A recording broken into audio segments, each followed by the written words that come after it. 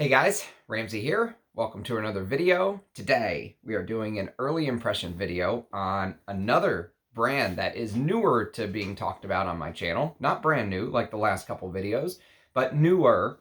And it is the brand of Santa Maria Novella. And today we're going to talk about a fragrance called Acqua de Cuba. And this is very kindly sent to me by one of my perfume god people. Excuse me, I believe it was, pardon me.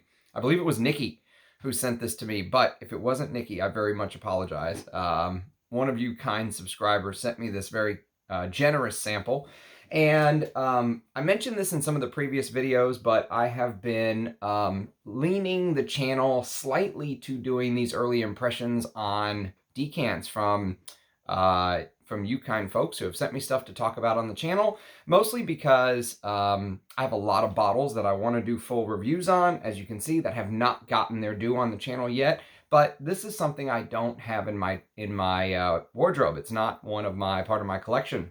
And a year ago, almost exactly to the day, I had the very first father-daughter dance with my 2-year-old back then. That's why I'm dressed like this. We're having another father-daughter dance today. It's turning into something of a little bit of an annual ritual here in our little neighborhood.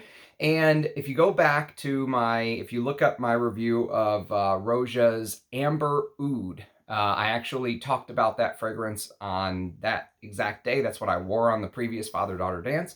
And it was also a fragrance that I did not have a full bottle of, but I wanted to put my thoughts out there. And that was a really good fragrance. And this is also a really good fragrance. So continuing with the trend of wearing something that I don't have in my collection for the father-daughter dance, today we're going to talk about Acqua de Cuba. And again, probably I will not be getting a full bottle of this, but this definitely deserves my thoughts. It deserves to get some love and respect. You know, Santa Maria Novella, I'm going to put some shine on their name because they absolutely deserve it. It's a brand that actually I've known about, but more on the peripheries, I would say, for the last year or two. They're a brand that, you know, they've kind of been on the outskirts of my radar. They never really came into focus until this. This changed everything. This is from actually another one of you guys. This is from Armando. And he very kindly sent me this very generous decant. And this is of a vintage gold foil bottle of Peau d'Espagne. This inspired an entire comparison video between Spanish leather, Russian leather, and say the modern suede-like leathers like Tom Ford's Tuscan leather or, you know, something like that. And I realized just how much I like the brand. The level of quality of Peau d'Espagne, this is full bottle worthy. I just have not been able to hunt down a bottle. Shout out to my brother, Rich Mitch, across the pond. He did find a vintage gold foil bottle yesterday. So hopefully one of these days I will also be lucky enough to add this to my collection. I'll keep looking until I find it because it's that good. But I did find, just to give you an idea of the packaging and the brand, I did find a vintage gold foil bottle of Santa Maria Novella Ambra. And actually, when you look at the packaging, you can't see the name on the front at all. There is nothing that actually says that this is Ambra. The way that they do it is they actually just put a little sticker on the back. And so you can see right here, it says Ambra. And that's it. It's the only way to tell that this is actually Ambra. And the reason that they do it that way is because of tradition. Santa Maria Novella is probably the oldest luxury perfume maker in the world. I know there are many niche houses that try to claim that they want you to think that they go back to the 1400s or they go back to pre-revolutionary America and all this good stuff. And many of those brands are full of shit, and I think we know who they are. This is a brand that's not, though. This brand can trace its roots back all the way to 1221, when a monastery was basically founded in Florence and run by monks. And so this brand has, here's the packaging if you're interested, but this brand has really kind of taken me with the fact that they don't advertise. They don't waste their money on advertisements. They actually pour their energy and resources back into the product and buying materials, and the quality of the materials are fantastic. So if you actually go to their they have like a, I guess like a pharmacy and a worldwide kind of home base in Florence, Italy, that I think all the way sets back to the 15 or 1600s. I'm not 100% sure, but let's just say they've been doing it for a long, long time. The monks from that ended up becoming the earliest, founders of Santa Maria Novella treated, people that had the bubonic plague, and they found, tried to come up with formulas to, help the stench of death in the air from all the people dying from the plague, and to help, heal wounds and all of the things that they've gone through over the centuries and centuries. It's a very interesting house. And what's most interesting about it is you don't see them, throwing their weight around. Oh, we've been around since 1221, so we're better than you who claim to be around since 1780, or what, who I'm talking about. Some of those niche houses that are kind of full of it, if you will. So this is a house that I'm very interested in exploring more, and especially because every single one of their fragrances, including the Amber, feels like there's a slight leathery facet to it that I've smelled so far. Even though you wouldn't think leathery when you look at Amber, but there is a little bit of a leathery facet to the Amber. And this Peau d'Espagne is probably the best leather that I actually don't have in my collection right now. 100% full bottle worthy. I just want the vintage gold label. You guys know I'm all about the vintage bottles. And so I'm looking for a vintage gold label of Peau d'Espagne.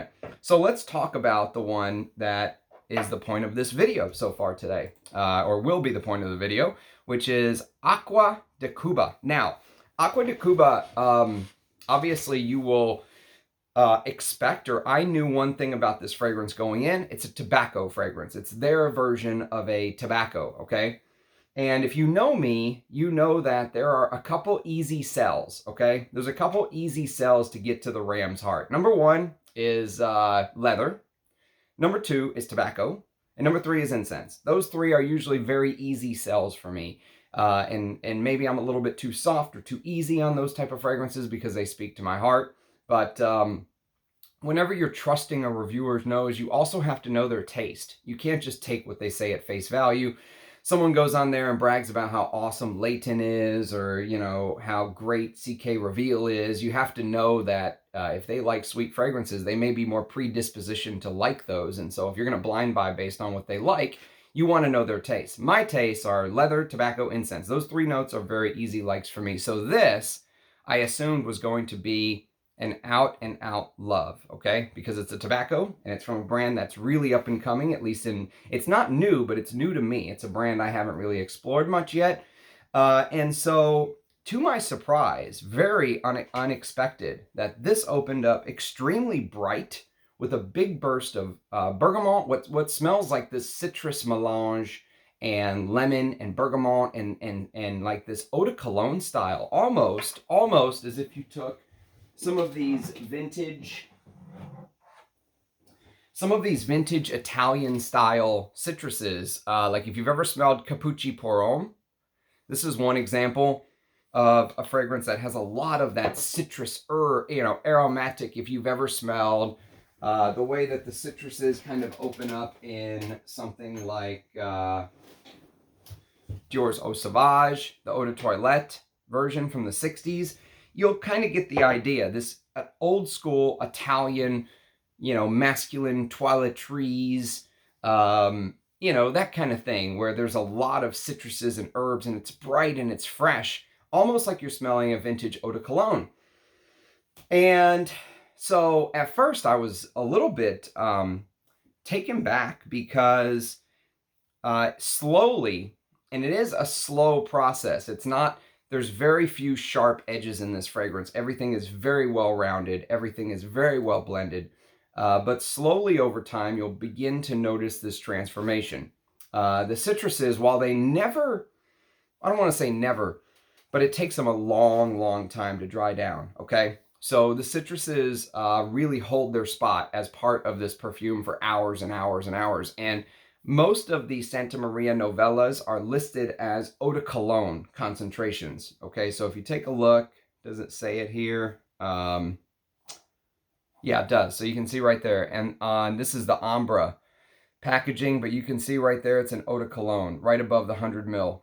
So even though these are eau de cologne fragrances, from my experience, they don't act like eau de cologne fragrances, if that makes sense. They, if you didn't tell someone that this was an eau de cologne concentration, I've had this on for 6.5 hours today so far, almost 7 hours. And it actually, I would easily have thought this was at least an eau de toilette, maybe even an eau de parfum. So number one is, if the eau de cologne, because you're thinking you're going to get some light, ethereal, airy thing that's going to be gone in an hour or two, like this does for me, you know, Eau Sauvage does not last on my skin, or, you know, Chanel's Pour Monsieur, the eau de toilette, which is gone in like an hour. You know, if you're worried about that, don't worry about that at all with this. These Acqua, Santa Maria Novellas last and last and last. They don't act like an eau de cologne at all. But you will notice that over the next 5 to 10 minutes, 15 minutes or so, as it slowly begins to do its transition, and it's smooth. This is, you know, cool, customer. This is cool like the other side of the pillow, okay? That's how this feels to me. It's very chic and polished and properly blended, and the ingredients are high class. But what you'll notice is that slowly over the next 5 to 10 minutes, you'll get this honeyed tobacco that begins to come to the forefront. And at first, the extra heavy-handed citruses, which I was thinking in my head, I'm like, okay, here we go. The citruses are about to just completely dry down and give way to this old, you know, this tobacco, this heavy tobacco. And guess what? They don't. The citruses don't just die down. They last. And what's interesting is that the citruses in the top of Acqua de Cuba really play much more of an important role than I ever expected that they would. It's almost like you're smelling an old school citrus aromatic masculine fragrance that blends with the honey and the tobacco for most of the life of the fragrance. Now, as at the end of the life of the fragrance, you know, much more of that red, you know, it feels like maybe a little bit of benzoin, even though there's no benzoin listed in the note ingredient. Maybe a little bit of leather also comes forward. And finally, the citruses kind of take the back seat that you would expect them to play, but for hours and hours. I mean, we're talking 4 or 5 hours into the dry down, you'll still smell that citrus, old school masculine eau de cologne style blending with the honey and the tobacco. And not at all what I was expecting, okay? Not at all. Completely blindsided me. And I was thinking, you know, at first I was like, ooh, I don't know if I actually like this. But then as time went on, it you know, the love of tobacco just completely began to take over. And so if you're patient, now one of the issues with these type of fragrances is that if you are somebody who does this, oh, I hate it. No, not for me. Don't, gone, and just move on. You're going to miss out on the beauty of this, because this is for someone who's a patient man or woman. There's nothing that says that this is not completely unisex, and that's how they market it. These Santa Maria Novellas, for the most part, are unisex fragrances. But this, to me, when you factor in the notes of tobacco, which when it really starts getting going, you're going to start to get some of that, you know, dry, earthy, masculine tobacco. And then you add to the fact of this old school citrus aromatic eau de cologne, which also is traditionally considered to be, you know, in the masculine style, if you will. This is probably a really good, because this is an Italian citrus, the Capucci Pour Homme. You know, if you know these type of perfumes, you'll kind of have an idea of what I'm talking about. So those are two big masculine notes right there. However, I bet this would smell stunning on a woman who has the intestinal fortitude to pull this off. No woman would be smelling like this, because there are some sweet notes that end up coming out, and there's some honey notes. And if you know me, you know I don't like sweet fragrances, okay? But there are a couple instances where I can stand sweet fragrances, and one of them is in the tobacco note. And like, for example, Pure Havane, which is just a very sweet cherry, you know, cherry pipe tobacco thing. I really like this fragrance because I like sweet notes when they're done with tobacco and when they're done with liquor. If you don't like sweet tobacco, though, you could go for something like Tabac Vert by Rogue Perfumery. This is an amazing, this is everything you could ask for in an unsweet tobacco. So green. Oh, so just spicy and dry, and you know, Tobacco Absolute is actually one of the most complex raw materials that you can smell. It has something like 300 odor profiles. And, you know, Bortnikov's Tabac Doré, which I don't have a bottle of, but I have a review on my channel if you're interested. You can go check that review of Bortnikov's Tabac Doré. Is one of the most amazing journeys down Tobacco Absolute. So here's the thing. Let's get back to Acqua de Cuba, okay? So with a name like Acqua de Cuba, of course, what do you think of? You think of Cuba, and you think of what they're really known for when it comes to tobacco, and that is cigars. And so Cuban cigars are the finest in the world. They are what you would expect to be in the finest, you know, cigars worldwide. And what's interesting is the journey that this fragrance takes to get there, because if Santa Maria Novella had Cuban cigars on the mind when they made this, they stayed true to their roots. They stayed true to who they are. They stayed true to the history of Santa Maria Novella.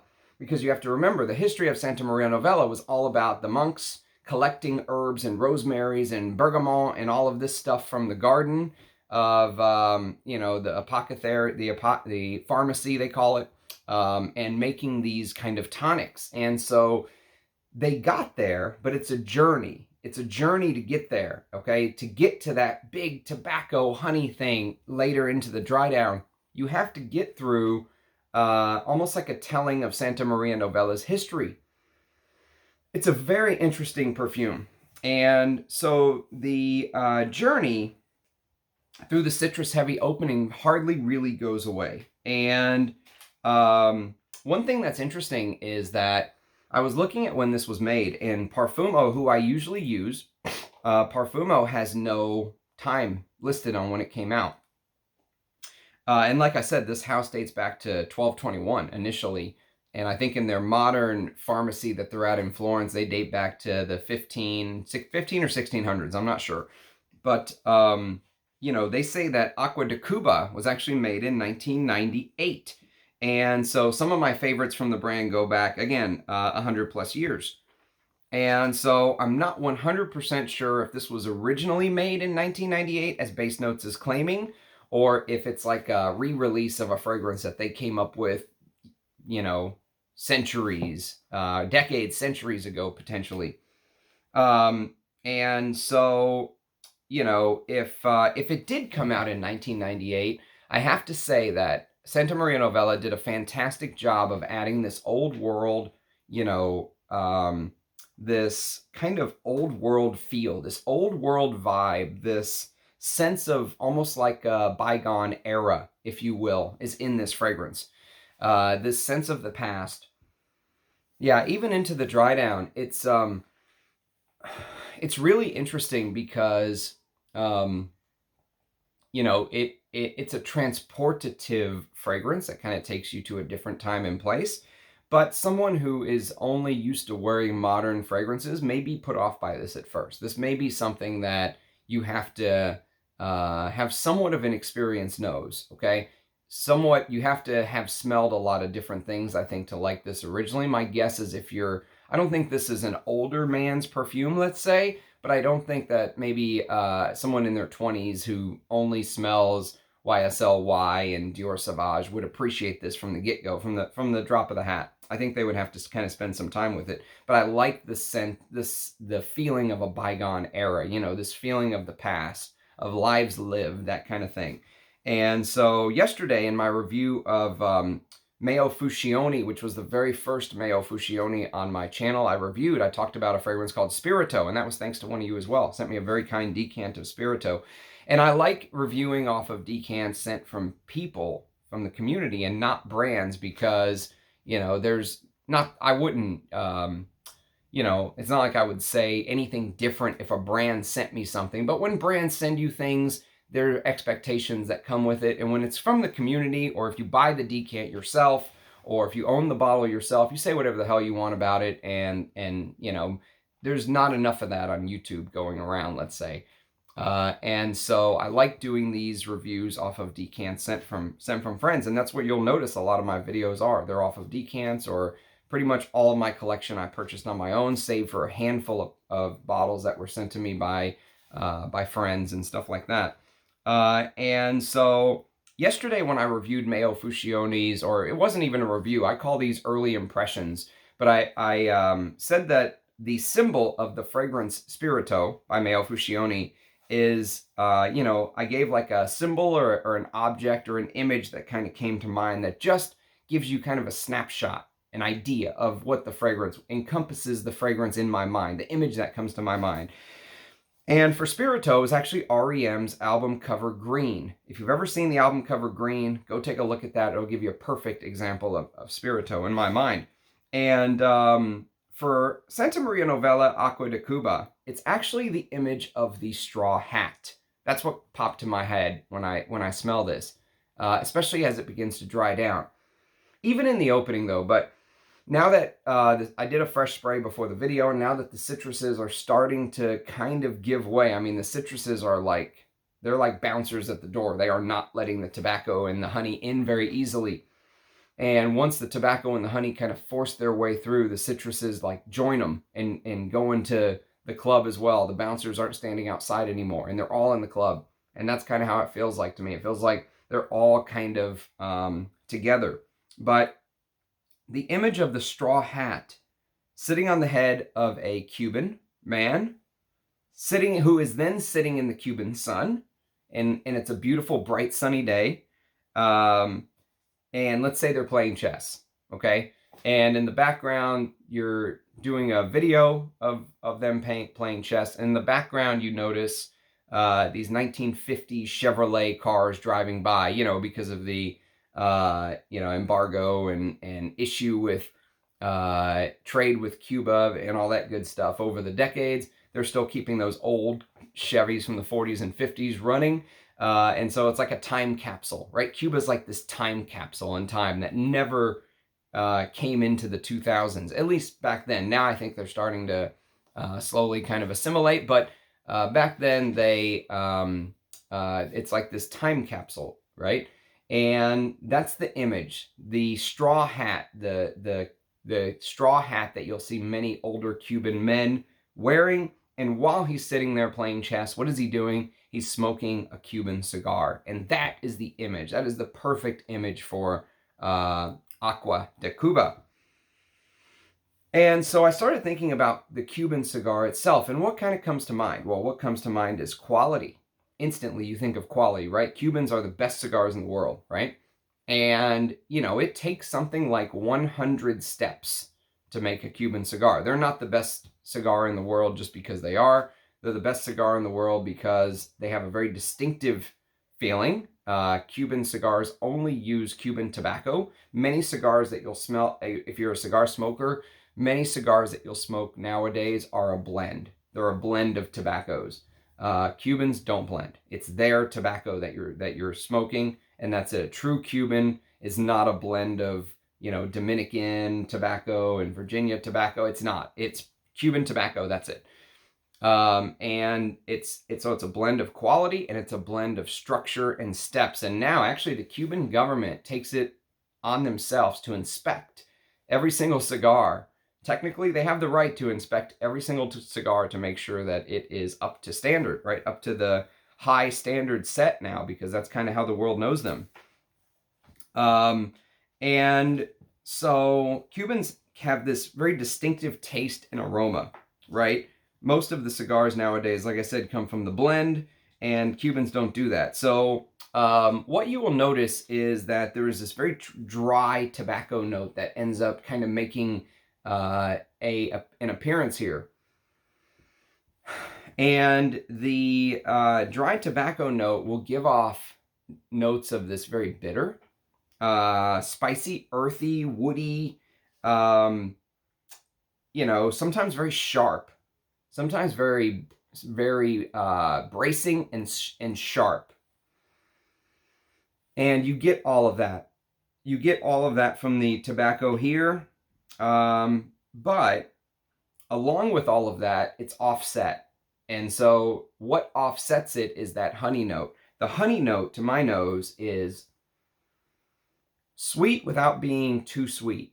It's almost like you know, you're smelling beeswax or something along those lines, right? It is honey, but you know, it's not that modern synthetic sweet honey that you would expect from many of the newer honey tobacco fragrances, which there are a dime a dozen now. I have a decant of Xerjoff's Naxos, which is a honeyed tobacco taken in the same mold of this, but Xerjoff added some lavender. I'll do an early impression on that one day soon. I still have a little decant. I don't own a bottle. But yeah, it doesn't have that synthetic smell. And speaking of Xerjoff, actually yesterday I did a stream, and the day before that I did a stream where I tested 6 new Xerjoffs each day on skin. And so 12 new Xerjoff fragrances I've added to the Rolodex I've never smelled before. And they have this synthetic, you know, sweet, very sweet. Many of them are very, very sweet and synthetic and plasticky smelling. This doesn't have any of that. This does not have any of that at all. Like I said, smooth operator, cool as the other side of the pillow, right? Straw Cuban hat, light white shirt because it's hot in Cuba, you know, that kind of thing. Smoking a very expensive Cuban cigar, playing chess, the time capsule of cars kind of driving by. That's the feeling of the fragrance. And imagine the strength and richness of the tobacco, right? Sometimes you really have to pay attention, but sometimes there are some slightly floral, slightly green aspects to the tobacco, but it's nowhere near as green. If you want a green tobacco, get Tabac Vert. This is the tobacco that you want. If you want a really green tobacco, but if you want a honeyed tobacco, that feels very bright. You know, again, go back to my picture of the Cuban gentleman playing chess. What's he playing? Where is he playing it in? He's not playing it in the rain. He's playing it in the sun, right? That's the feeling of Acqua de Cuba. He's in the sun, and in the background are maybe some rolling meadows. I know it's probably in the city, but let's just say there's some rolling meadows in the background, and there's this brightness to it. The citruses add this brightness to it, this freshness, this optimistic. It's a very optimistic feeling, right? It's a beautiful day, that kind of thing. You're enjoying your time in the sun, and the honey and the sweet notes kind of tone down this this pungent's a good word for tobacco fragrances, but I like pungent tobacco sometimes. This spicy, pungent tobacco is kind of toned down by the citruses and the sweet notes, and also there's a note of cardamom, which is the spiciness that you'll get, and clary sage. Now, the tobacco here, one thing I should mention is it's not, don't think of like a smoky, incensey tobacco. You're not smelling the wafts from the tobacco, from the cigar burning, okay? You're smelling the cigar before it's lit, all right? It's a very fine, wrapped tobacco, and you get all of these facets when you smell it, but you're not smelling like this burning cigar, incense type smoke, okay? It's maybe slightly smoky if you really focus. Just like I said, it's slightly floral. Yeah, but mostly it's just very fine tobacco leaf. And you know, that's pretty much the fragrance. That's the gist of it. You will get some, as it dries down, I think you'll get benzoin. Benzoin in the base is one of the biggest materials that some ambery benzoin-like notes with clary sage. And clary sage is another very masculine note. So now we have a trio, okay? We have that citrus, fruity, you know, let's say citrus thing, citrus fruits in the opening, or citruses in the opening, which traditionally gives you that masculine toiletry product.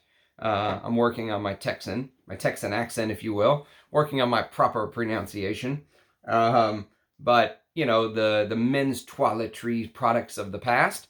And you have the tobacco, which to me is a very masculine note traditionally. I love tobacco, again, of course. And then you have the clary sage. And the clary sage can sometimes give off this kind of, I think of it as like a sweatiness, which sounds bad, but it's not.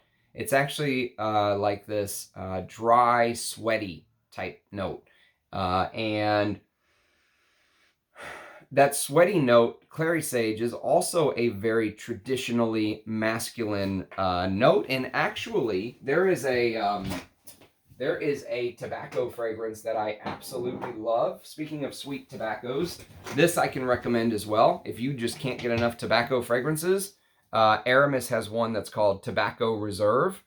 And Aramis's Tobacco Reserve also has this fruity tobacco. I think there's blackcurrant in here. I can't remember all the notes, but I know there's clary sage. There's clary sage, tobacco, blackcurrant. It's kind of fruity. I think there's tonka bean in here. So yes, if you like that sweet, tobacco, which I do, I'm a fan of sweet tobacco. I usually don't like sweet fragrances, but with tobacco, I can stand it.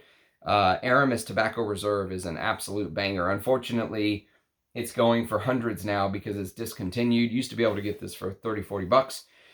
And, Acqua de Cuba has some of that clary sage that you'll get here. But while here, I think it focuses more on the tonka and the fruitiness, which is a kind of a strange combination. You don't get very many blackcurrant fruity tobaccos.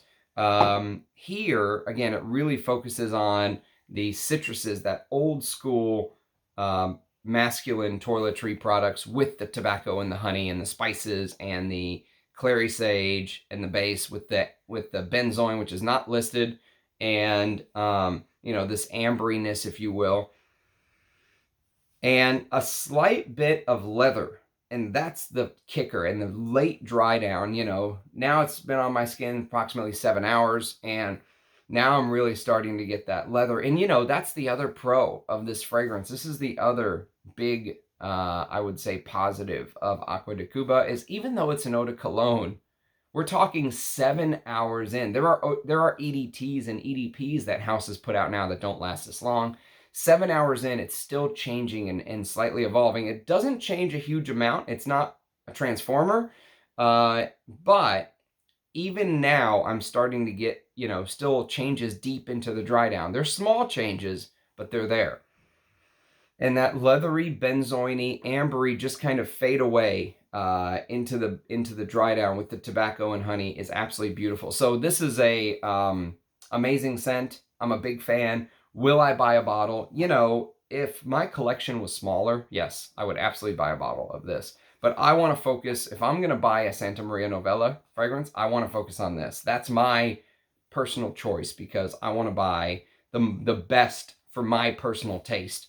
And I gushed over this, 3 or 4 or 5 months ago, whatever it was. I can't remember how long ago it's been, but I just gushed all over. Peau d'Espagne is one of my favorite leather fragrances. So if I'm going to hunt down a bottle of, Santa Maria Novella vintage gold foil label, it would be the Peau d'Espagne.